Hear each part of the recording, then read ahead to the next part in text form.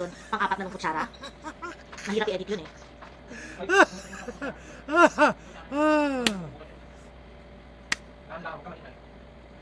This ain't over.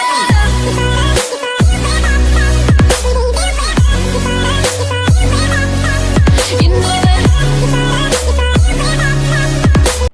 Hi everyone, my name is Japs. I'm MissInformation.blog on Instagram, Facebook, and my own blog. I'm glad that I'm finally vlogging again today, and as you can see, you can now see my face and not just a voiceover. So for today's vlog, I'm gonna answer some of your questions. Actually, this is the second half of the Q&A I made last year, and I'm gonna answer the beauty and makeup questions you have for me. So let's start. First question: how do you take care of your makeup? So, for someone who has a lot of makeup, and I've been buying makeups for like 12 years now, one way for me to actually take care of my makeup is to make an inventory every time I have a new makeup. So basically, I list down all the products I have per brand, possible expiration if it has one, and every time I have something new, I check that inventory and see if there's actually an item from the list that I'm not using for at least 6 months or more. And if I happen to notice a certain item that I know for sure that I'm not using for more than 6 months, I'm definitely gonna opt to either use that again or to actually give it away. So if I use it again and I happen to really not like that item, that product, I'm definitely gonna give it away so that I won't have a lot of clutter. And if I happen to really like it, I'll just remember it and I'll remember to use it again. So basically, that's one way of making sure that all my makeups are well taken care of, nothing's left behind. But aside from that, every time I use my makeup, I clean my makeup, my eyeshadow, my lipsticks, and every time I use it, I make sure to keep it inside the box and keep it clean. I don't want to leave it dirty or messy or with a bit of clump of eyeshadow here and there.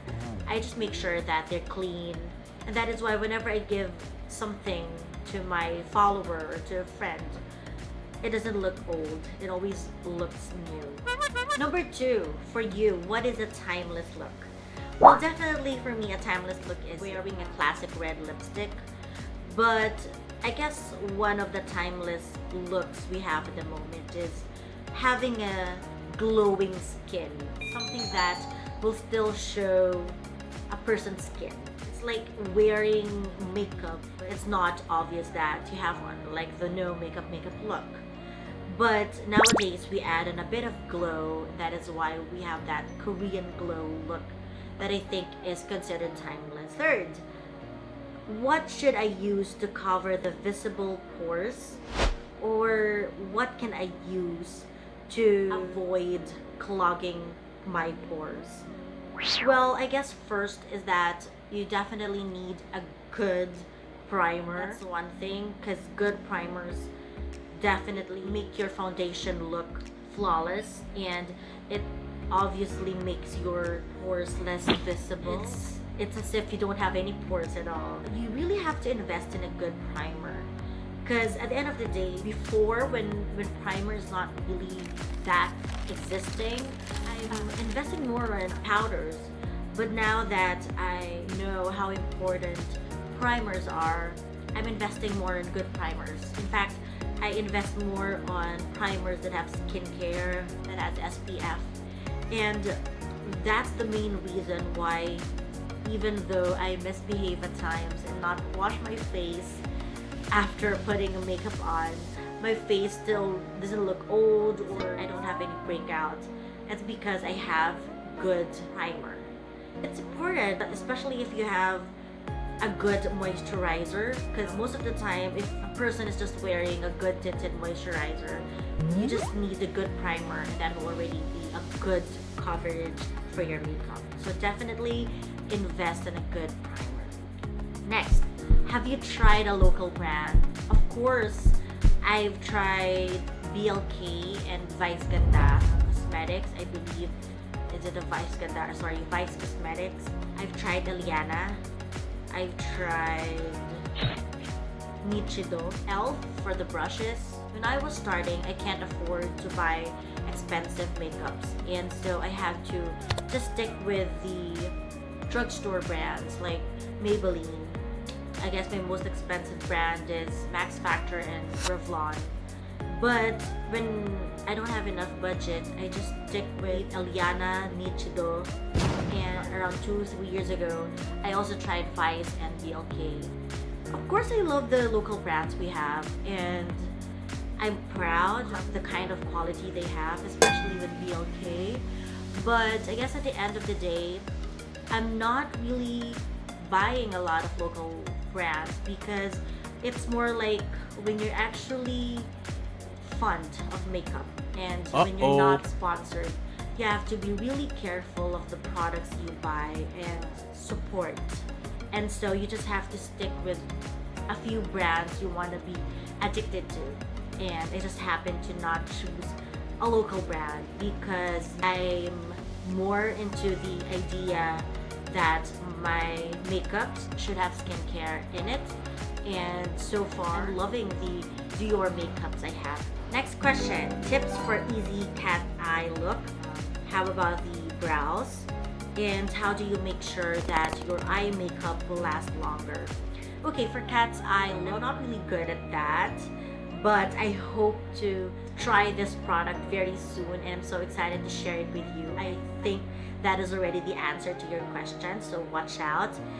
For the brows, I usually stick with a good brow pencil that's universal in color, and at the same time it doesn't smudge and it lasts longer than usual. Plus, add a good brow gel or a colored brow gel that will actually make your brows stay in place for a long time. And add those two, it's the best combo. Even though you're gonna swim or you're gonna run around and sweat, it's gonna make your brows point after long hours of wearing makeup. Also, for a good eye makeup, definitely find a good eye primer. At first I thought it wasn't a thing, eye primers, makeup primers are not a thing. But when I tried to stop using an eye primer, that's the time that I realized that I really need an eye primer because it makes my eyeshadow look more vibrant. It adds more life to my eyeshadow colors, and it makes my eyeshadow stay longer despite sweating or despite the water, despite the possibility of smudge. And so I always make sure that I'm using a good eye primer. And when I say good eye primer, it means colorless. I'm currently using the Nars eye primer. I already mentioned this to my previous blogs already. I like that it doesn't have any color, and that is why it does not change the color of your eyeshadows, but it just makes it more colorful, more vibrant, more pigmented. And that's when you know you have a good eyeshadow primer. What do you consider a good makeup brush, and what is a brush needed the most? So for me, it's not really about how soft or how nice brush is. It's more like how useful this is.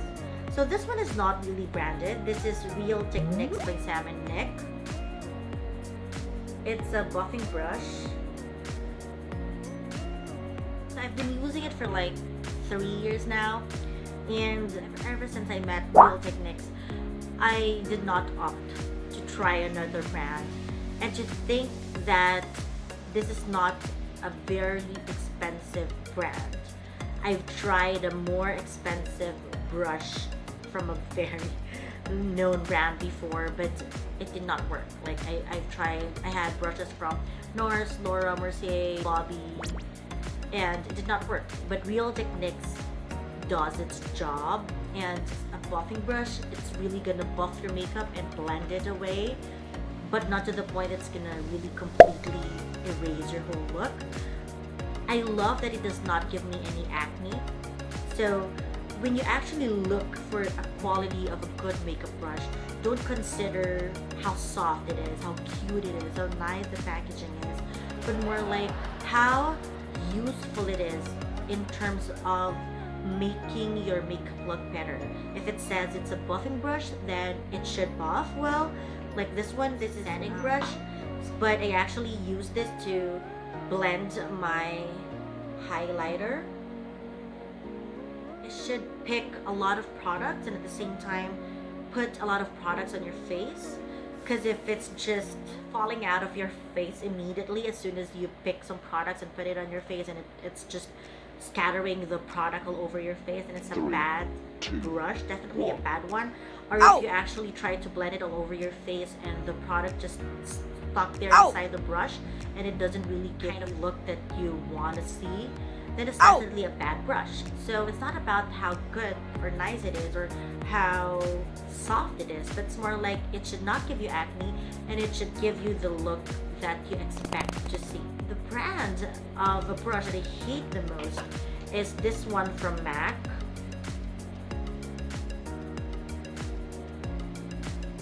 I have really high expectation for this one, and you know, it's so cute, right? So based on your question, you're expecting that a good brush is something that's very soft and very nice in terms of packaging and all, and this one has it.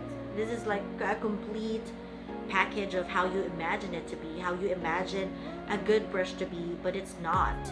It's not, because whenever you get a powder, the powder is going to be stuck in the brush, or whenever you want to blend your makeup on your face, it's not going to blend that well because the bristles of the brush are not that nice in terms of blending the product on your face. So basically this is useless. This is just good in terms of pictures and maybe when you want to have a good massage on your face, but really at the end of the day it's not something I'm going to use. That's why it actually looks so good up to this point. It's about to turn 1 year old this year, but it doesn't look old at all because I'm not using it. And so yeah, it's basically not about the price or not about the brand. At first I thought Nars is really doing a good job in making the look I'm expecting to have, but it also failed me. For me, Real Techniques does a good job. If I can hoard all their brushes, I would. And I just love that you can actually buy it as a set, but sometimes when there's this particular kind of brush that to buy immediately, you can't just buy it on its own. You have to buy it as a set. So I guess that's just one disadvantage. But overall, I love Real Techniques. Next. Ooh, what is your dream makeup and why? I think when it comes to having a dream makeup, I don't really have it, simply because when I really want it, I'm gonna go and get ya. So definitely not really a dream makeup, but if I have all the money in the world and I happen to have a lot of spare and I can actually splurge on makeup, I guess I want the Tom Ford and the YSL lipsticks, just so I have a complete collection of the luxurious brands out there. I believe in terms of eyeshadows, I have one Anastasia eyeshadow palette that's waiting for me in my cart, and I have one Natasha Denona liquid eyeshadow that's in my cart as well, but it's out of stock, so it's not in my cart anymore.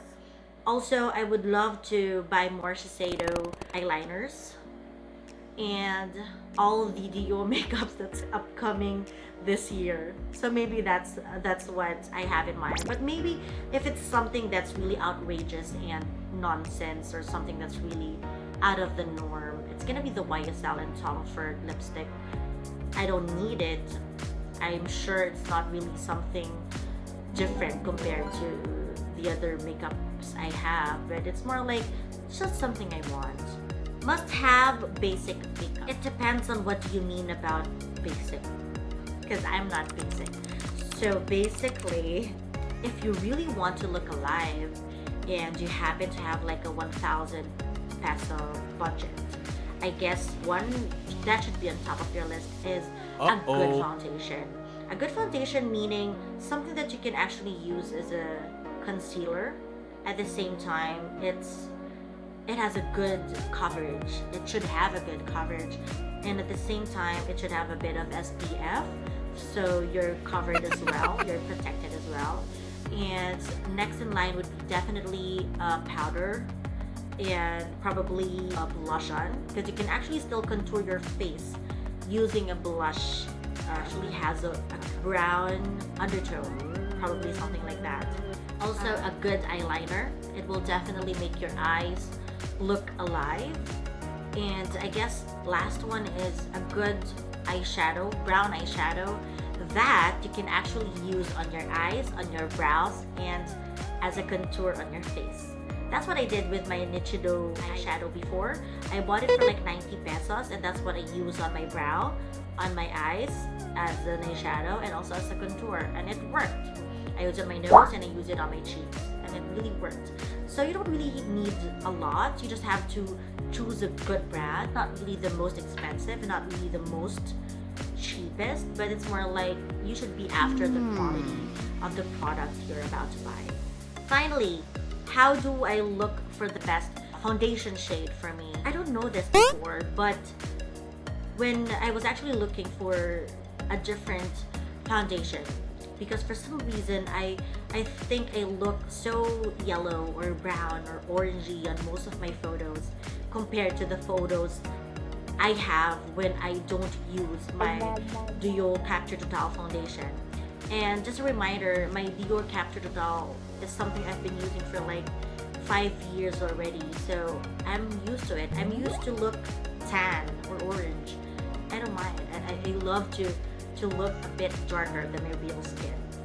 But lately, someone actually commented and said, I think your shade is not the correct one. And so I studied that while we're on quarantine, and I found out that when you have purple or blue veins, you have cool undertone. Alright, so I have purple and blue veins, and that's when I found out that I have a cool undertone. And they said that if you have a cool undertone and you use a foundation with a warm undertone, you'll end up looking orangey or a bit darker. And it's not about your ethnicity or about how fair or light your color is. You can actually have a brown or medium shade, but you happen to have a cool undertone or a neutral undertone. And it's very important that you know that, because at the end of the day, it's not just about your shade. If you're medium, light, or dark, what matters is that you know your undertone, because you can either look pinkish, yellowish, or orangey when you use a foundation that actually has the wrong undertone. I discussed this on my blog, that Dior Capture Totale actually oxidizes. And that's one of the reasons why, despite the fact that I actually use a warm undertone foundation, plus the fact that they oxidize, it actually makes my look a bit orangey or darker. And that is why I really checked and see for myself if I'm really a cool undertone chick. I really have a cool undertone. And apparently, the foundation I'm using from Dior Capture Totale is actually a warm undertone. And those who have warm undertone usually have green or yellow veins. And sometimes they're okay also with foundations that have neutral undertone. But when you have cool undertone, it's quite impossible for you to use a warm undertone. Or if you have a warm undertone color, it's quite impossible for you to use a cool undertone where you actually look good.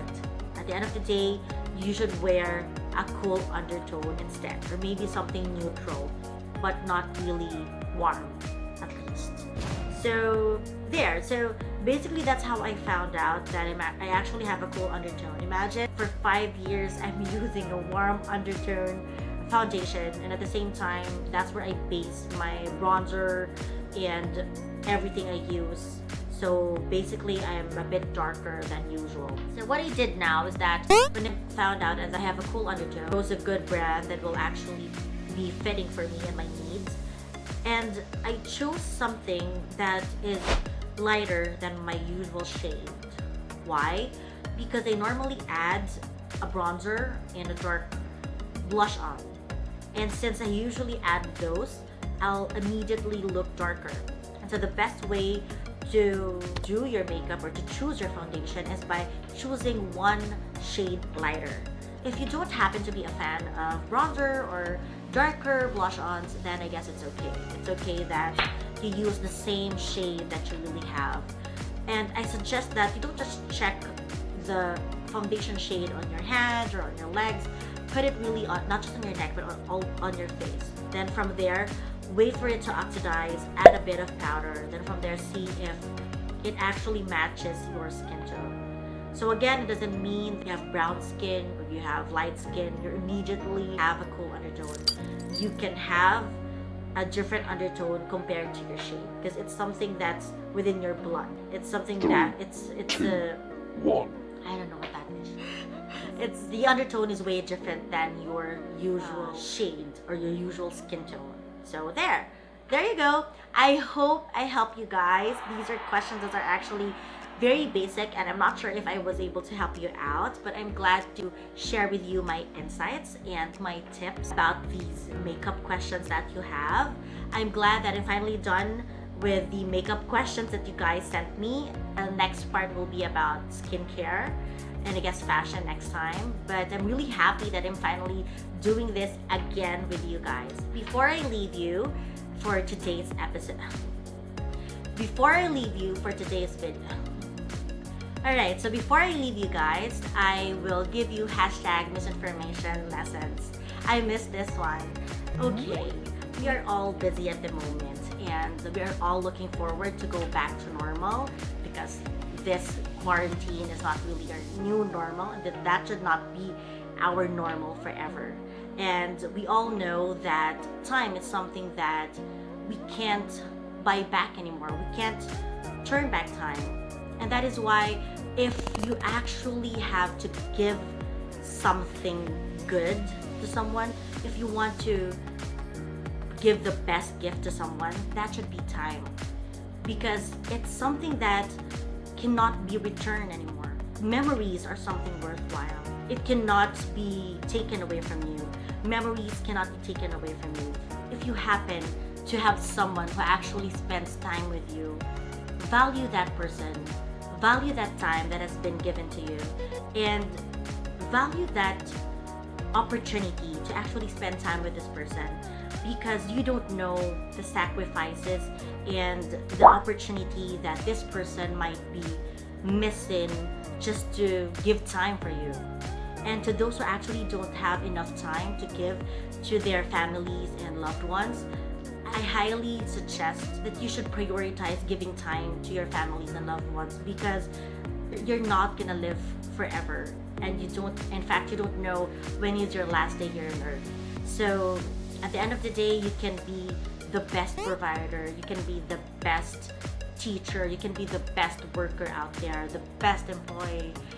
But if you're not giving your best self to the people you love, and you don't appreciate the time that has been given to you, it's nothing. At the end of the day, you will not die and review the awards you have as a person.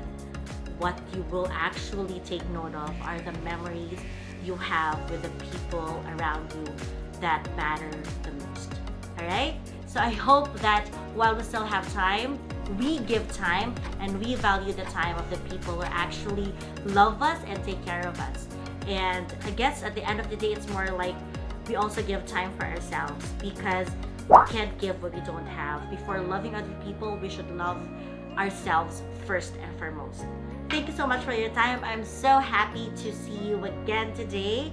Please let me know what you think about the tips I gave you on this video, and let me know what's your favorite part. Maybe you have more questions that I can answer next time. I'll see you on my next video. God bless you. Bye bye. Thanks for watching this video. Sit back, relax, and watch more videos from us. Don't forget to like, share, and subscribe. Nichido, guys. Connect with me on Facebook, DM me on Instagram, or learn more about me on my blog, MissInformation.blog. See ya!